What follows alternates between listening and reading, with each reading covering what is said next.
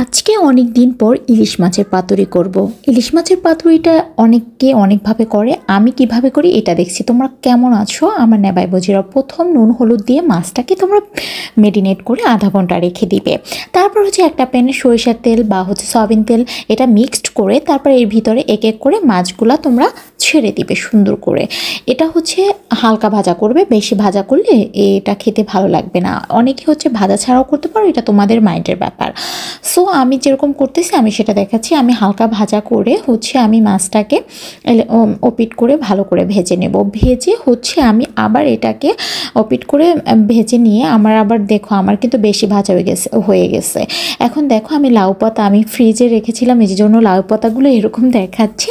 এখন একটা পানি হালকা গরম নিতে হবে, বেশি গরম নিলে হবে না। হালকা গরম নিয়ে তোমরা এই লাউ পাতাটাকে ভিজিয়ে রাখবে। তারপর দেখো কীরকম মথে গেছে। এখন এতে কিন্তু কাঠি কুটি কিচ্ছু লাগবে না, তোমরা এমনিতেই ভাজ করে দিলেই হয়ে যাবে।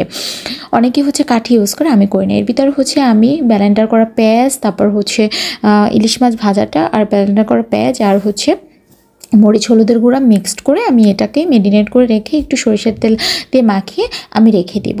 তারপর আমি আধা ঘন্টা পরে নুন টুন কিন্তু পরিমাণ মতো সব দিব। তারপর যেটা এখন প্রসেসিং করব। এর ভিতর এই যে লাউ পাতাগুলো দেখছো কীরকম হয়ে গেছে।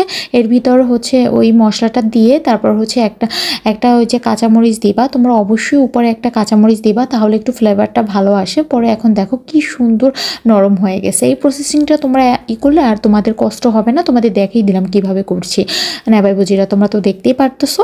পরে আমি এই দেখো আর যে মশলা ছিল এটা কাচিয়ে নিয়ে আবার আমি এই দুইটা আমি করলাম। এখন আরোগুলো আমি এখন পরে করে নিব, আগে এই দুইটা করে নেই।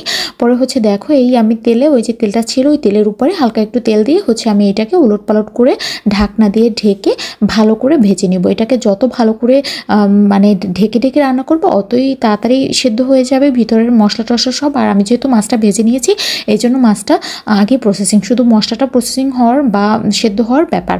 তো দেখো কত সুন্দর হয়েছে, একেবারে পুরো এখনই কি একটা ঘ্রাণ বের হয়েছে। আমার তো এখনই খেতে ইচ্ছে করছে। সাথে বোম্বাই মরিচ নিয়ে নিয়েছি।